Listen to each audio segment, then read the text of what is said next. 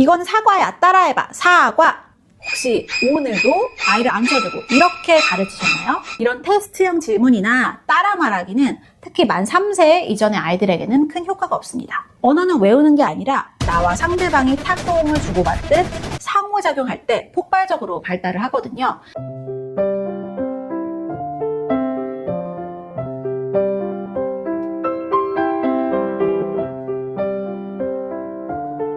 안녕하세요. 발달심리학자 요하나입니다. 지난 언어발달 1부에서 언제 우리 아이 언어가 늦는다고 볼 수 있는지, 그리고 왜 전문가의 도움을 받아야 하는지에 대해서 이야기를 나눴는데요. 오늘은 아이의 언어발달을 도우려면 어떻게 해야 되는지 구체적인 방법을 말씀드리겠습니다. 먼저 도대체 왜 우리 아이의 말이 늦어지는지를 짚어보겠습니다. 원인을 알아야 해결책도 보이니까요. 첫 번째는 환경입니다. 언어 발달은 다른 사람과의 상호작용 속에서 이루어진다고 일부에서 말씀드렸죠. 다른 사람과 같이 시간을 보내면서 상대방이 말하는 것을 듣고 거기에 반응하면서 표현하고, 이런 과정이 언어 발달에는 필수적입니다. 사람의 입모양을 보면서 말을 따라하고 표정을 보면서 말에 담긴 의미를 이해하죠. 다른 사람과 상호작용하는 시간이 절대적으로 적다면, 그리고 다른 사람, 부모와 같이 있더라도 혼자서 놀면서 적절한 언어 자극을 못 받게 되면 언어 발달이 늦어질 수 있습니다. 코로나19로 말이 늦은 아이들이 늘어났다는 말 들어보셨죠? 실제로 논문들로 증명됐을 정도로 사실인데요. 두 가지 정도 예를 꼽는데, 첫째로 거리두기와 셧다운 등으로 상호작용이 차단되어서, 그리고 두 번째로 마스크 때문에 다른 사람의 입모양을 보고 표정을 읽을 기회가 부족했기 때문입니다. 그리고 최근 들어 생긴 현상 중 하나가 미디어 노출이 언어 지연의 원인일 수 있다는 겁니다. 제가 꽤 자주 듣는 질문이 있는데요. 교수님, 미디어가 안 좋은 건 알지만 단어 배우는 학습 동영상은 보여줘도 되지 않을까요? 아이가 거기 나오는 말을 듣고 따라하고 노래도 흥얼거려요. 이렇게 말씀하시는 경우가 있어요. 단호하게 말씀드립니다. 미디어에 노출이 되면 말이 더 늦어집니다. 언어의 본질은 탁구공처럼 주고받는 상호작용입니다. 내가 표현을 하면 상대방이 듣고 대답하고, 거기에 맞춰서 내가 또 대답을 하죠. 내가 엄마라고 부르면 응, 왜? 라고 맥락에 맞는 반응을 하는 것을 배우는 것이 바로 언어 발달입니다. 그런데 미디어는 어떤가요? 일방적으로 자기 할 말만 합니다. 아이가 상대방의 말을 듣고 반응을 할 기회가 있어야 하는데, 영상에서 말하는 것을 듣고만 있어요. 아이가 영상을 통해서 단어를 암기할 수는 있겠지만 맥락에 맞게 사용하는 법은 배우기가 어렵습니다. 또 미디어 노출이 반복이 되면 언어 발달의 가장 기본인 다른 사람과의 상호작용에 아이들이 흥미를 잃기가 쉬워요. 자극적이고 누르면 즉각적인 반응이 오는 미디어를 사람과의 대화보다 더 좋아하게 되는 거죠. 결국 실생활에서 부모와 눈을 맞추고 시선을 공유하면서 나누는 대화가 언어 발달에 훨씬 효과적입니다. 이건 제가 예전에 찍어놓은 영상이 있으니까 궁금하신 분들은 꼭 보시길 바랍니다. 두 번째는 아이의 타고난 기질입니다. 환경이 좋아도 기질 때문에 말이 늦는 아이들이 있어요. 예를 들어 완벽주의 성향이 있는 아이들이 말이 느린 경우가 종종 있습니다. 이 아이들은 머릿속으로는 다 압니다. 하지만 발음이 완벽하지 않으면 입을 꼭 다물어요. 실수하는 걸 싫어해서 확실할 때까지 머릿속에 저장만 하는 친구들이죠. 이건 영어를 배우는 걸 생각하시면 되는데요. 저도 대학생 때 캐나다로 영어 연수를 갔었는데 시작점은 비슷할 거 아니에요. 레벨 테스트를 하고 한 번으로 묶어주니까 그 수많은 나라 사람들 중에서 놀랍게도 한국 사람들이 영어가 빨리 느는 편은 아니었어요. 왜냐하면 영어도 말할수록 느는데 한국 사람들은 보통 발음이나 문법이 맞나? 이렇게 자기 검열이 심하기 때문이에요. 그리고 많은 케이스는 아니긴 한데 입안의 감각이 너무 예민해서 소리 내는 것 자체를 힘겨워해서 말이 느려지는 아이들도 있습니다. 말하는 것이 생각보다 세밀한 입술과 혀 근육의 조작을 필요로 하거든요.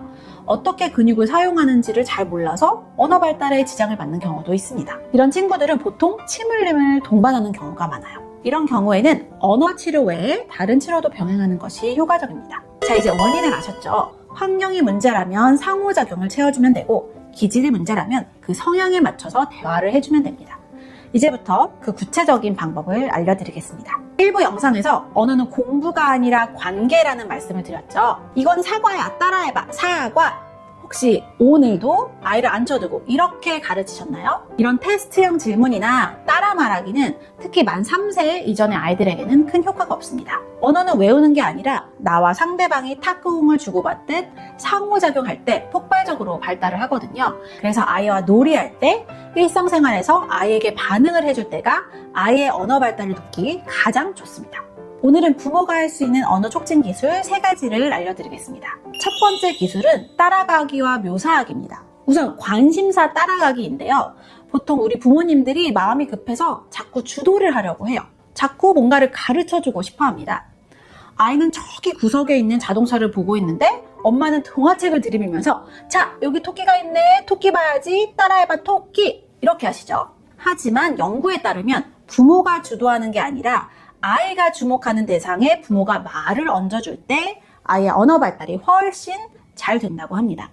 특히 말이 좀 늦는 아이들에게는 이 방법이 굉장히 효과적입니다. 예를 들어 아이가 자동차를 보고 있을 때 철수야 이거 봐봐 이거 봐 곰인형 귀엽지? 라고 하시는 부모 주도형 언급은 적절하지가 않아요. 반면에 아이의 시선을 따라가면서 철수가 자동차를 보고 있네. 자동차 바퀴가 뱅글뱅글 돌아가는구나 라고 하시는 게 적절한 반응인 거죠. 아이의 눈동자가 머무는 곳이 바로 아이가 배울 준비가 된 곳입니다. 아이의 시선이 머무는 곳을 공략하세요. 그리고 아이의 행동을 말로 묘사해 주세요. 스포츠 생중계를 하듯이 아이가 집중하고 있는 행동과 생각을 부모가 말로 중계를 해주는 겁니다. 지아가 물을 마시네. 꿀꺽꿀꺽. 맛있겠다. 지아가 파란 블록을 쌓고 있네. 우와, 높이 올라가네. 와르르 무너졌다. 이렇게 말이죠. 어렵지가 않아요. 보이는 대로 말해주시면 됩니다. 이렇게 아이의 행동을 엄마가 설명을 해주면 아이들도 내 행동에 엄마가 반응을 하네 하면서 말하기에 흥미를 느끼기 시작합니다. 또 이게 마신다 라는 개념이구나 하고 자신의 행동과 언어를 연결하게 됩니다. 두 번째는 아이가 한마디라도 말을 시작했을 때 쓰는 기술인데요. 바로 확장과 확대입니다. 이것만 잘해도 아이의 문장이 엄청나게 길어질 수가 있어요.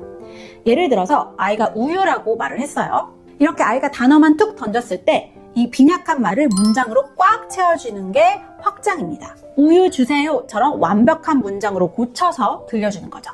이때 틀렸어 우유 주세요 해봐 우유 주세요 라고 지적하는 게 아니라 그냥 올바른 문장을 들려만 주세요.